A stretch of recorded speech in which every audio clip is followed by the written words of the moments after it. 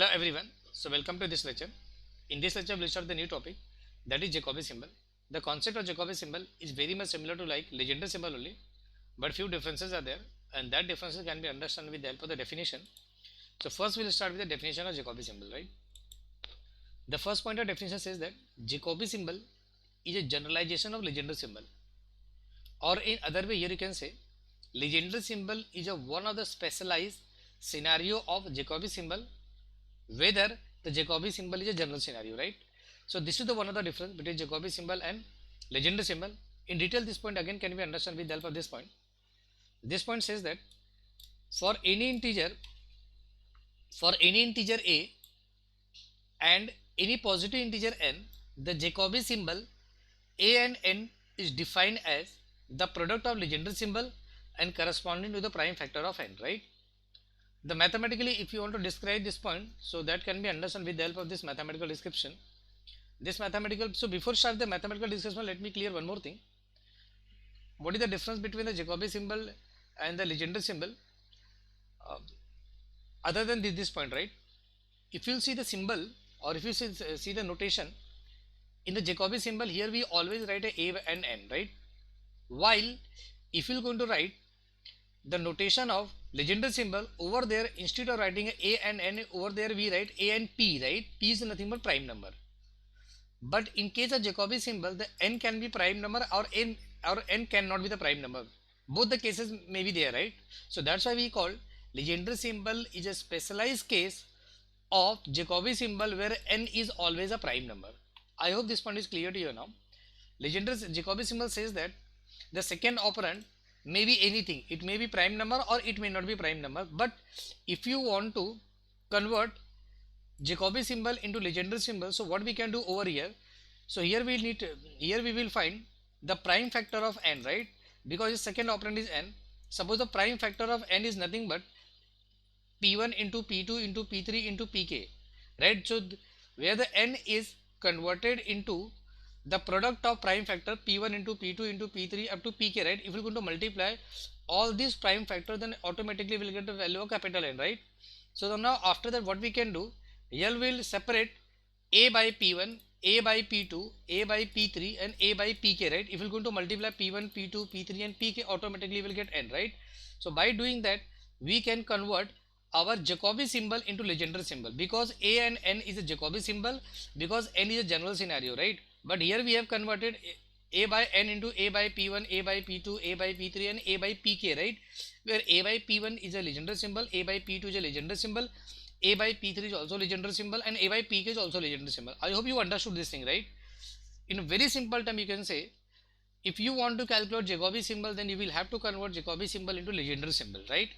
And the major difference between legendary symbol and Jacobi symbol is only that in Jacobi symbol we write n as a second operand, while in legendary symbol the second operand are always a p, and p is nothing but prime number. So again we'll repeat the second point, read the second point and we'll understand the definition, right? Second point says that for any integer a and any positive integer n, the Jacobi symbol a and n is defined as the product of legendary symbol, right? This Jacobi symbol is a nothing but it is the product of legendary. This is the legendary, this is the legendary, this is legendary, right? So after multiplying this legendary symbol, automatically we'll get Jacobi symbol, right? Hope this point is very clear to you now. So this is all about the definition of Jacobi symbol. So now after that, we'll start with some standard algorithm, and by using that standard algorithm, we can calculate Jacobi symbol. So we'll go to the standard algorithm part. Standard algorithm part says that if you want to calculate Jacobi symbol for a and b, but make sure that where a must be greater than b, right? This algorithm will going to only work if the first operand is greater than second operand. Then how to calculate the Jacobi symbol, that we're going to understand with the help of several steps. So we'll go to the step number 1. Step number 1 says that whatever is greater, right? Here a is greater, right? The first operand will be considered as R0 and second operand will be considered as R1. Hope this point is clear to you now, right? Here we have obtained R0 and R1, right? Now I'll go to the step number 2, and the step number 2, what we'll do over here now, here we'll express R0, because R0 is a greater number and R1 is smaller number, right?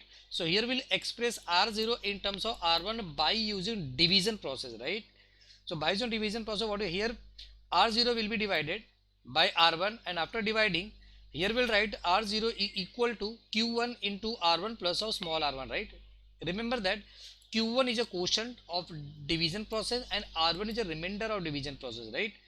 Whenever you will divide R0 by R1, then you will get the quotient as well as remainder, and after that here we will write R0 will be equal to Q1 into R1 plus of small r1, right? Where Q1 is nothing but quotient of this iteration 1 and R1 is nothing but the remainder of iteration 1. Hope you understood this point. This is the same point what we have covered in the GCD part, right? In the GCD also we are doing the same process, but one more new thing is there. Here we have the R1, right? So in this algorithm, the remainder, right? Remainder will be always expressed in terms of 2 raised to s1, right? And whatever multiplier you will get, that multiplier will be called as capital R2, right? Here always remember that in such algorithm, always we express the remainder in terms of 2 raised to s into capital R. So since this is the first step, so here we write capital S1 and we have taken R0 and R1, so it will be considered as a R2, right? So here we have converted small r1 in terms of 2 raised to s1 into r2, and how it is to be converted, that you can understand with the help of the example only, right? Whenever I'll go to the problem solving part, over there you will going to understand everything. So here we have calculated R0. So now R0 from R0 now we will go to the next iteration, and the next iteration here we are going to evaluate R1, right? And to evaluate R1, here we have R2. So here R1 will be expressed in terms of R2. Remember that here R1 will be expressed in terms of capital R2. So to express R1 in terms of capital R2, what we'll do here, capital R1 will be divided by capital R2, and after dividing capital R1 in by capital R2, here you will get a quotient. So that quotient will be considered Q2, and you will get the remainder also. That remainder will be considered as small r2, right? So again the small r2 will be expressed in terms of 2 raised to s2 into capital R3, right? So here we have obtained capital R3. So now I will go to the next iteration, and next iteration here here we have R2, right? Here the multiplier of Q2 is nothing but capital R2. So again the capital R2 will be expressed in terms of capital R3. So to express that thing, what we can do, again capital R2 will be divided by capital R3, and again we'll get the quotient and the remainder. So now capital R2 can be written as Q3 into capital R3 plus small r3. Again small r3 will be expressed in terms of 2 raised to s3 into whatever integer will get, that will be considered as capital R4, right? So this process will continue till remainder will be expressed in terms of 2 raised to s, right? So now here they have written continue the process till the remainder is expressible in terms of 2, right? In terms of power of 2, or you can write 2 raised to s also, right? Once the remainder will be expressible in terms of power of 2. Power of 2 means what? 2 raised to 1, 2 raised to 2, 2 raised to 3, 2 raised to 4, 2 raised to 5, right? Once we get, like suppose here we have R3 is nothing but equal to 4. So over that we can stop, right? Because 4 is nothing but 2 raised to 2. And if we'll get R3 equal to 8, over there also we can stop, because 8 is nothing but 2 raised to 3. If we'll get 16, over there also we can stop, right? Because 2 raised to 4 is nothing but 16. So this step says that continue the procedure till the remainder is expressible in terms of power of 2, right? Hope this point is very clear to you now. And step number 2 is a very important step. Once you solve the step number 2, it means that your 90% problem has been solved. So now after completion of the step number 2, now I'll go to the step number 3. And the step number 3 will going to estimate capital N1, where capital N1 will be expressed using this formula. S1 into, and S1 we have obtained from here, S1 will be obtained from here, S2 will be obtained from here, and S3 will be obtained from here. And this is capital R1, capital R2, and capital R3, right? So here S1 into capital R1 square minus 1 divided by 8, capital S2 into R2 square minus 1 divided by 8, and capital S3 into R3 square minus 1 divided by 8, right? So here three terms are written. So the how many number of terms here will be there, that will depend on the how many iteration we have performed at the step number 2, right? Hope this step is very clear to you now. So here we have calculated capital N1. Capital N1 step is very simple. Here only you will have to put the values and you will get the result of capital N1. In similar way, we will calculate also capital N2, right? In capital N2, calculate capital N2, what we can do over here. Here we, since already we have calculated capital R1, capital R2, and capital R3. So we can obtain all this value from here, and then we can put the values in N2, right? So N2 is equal to R1 minus 1 into R2 minus 1 divided by 4. It is end up to R2, right? So it will start from R2. R2 minus 1 into R3 minus 1 divided by 4. So it is end at R3. So next one will be start from R3. R3 minus 1 into R4 minus 1 divided by 4, right? So how many number of term will be written over here, that will depend on the how many iterations we have performed at the step number 2. So hence here we have calculated capital N1, capital N2. So from capital N1 and capital N2 we can calculate the value of capital L. Capital N will be nothing but equal to capital N1 plus of capital N2. And we'll go to the step number 4 now. So at the step number 4, we'll get the final value of Jacobi symbol by using this formula. Here the Jacobi symbol of A and B is equal to minus 1 raised to n, right? So by using this formula we can calculate the Jacobi symbol. So n will be either an even number or n will be either an odd number. So once n is capital, if capital N is an even number, then minus 1 will be converted into plus 1, and if capital N is odd number, then minus 1 will be minus 1 only. So this is the 4-step process what we have seen till now. And one more issues are there in Jacobi symbol. The rule says that Jacobi symbol is only applicable if first operand, that is A, is greater than B. But what will happen if A is not greater than B? So to do that thing, again we'll take one more thing. Suppose here we have the scenario, right? We need to find the Jacobi symbol of 16 by 7, right? Here 16 and here we have 7.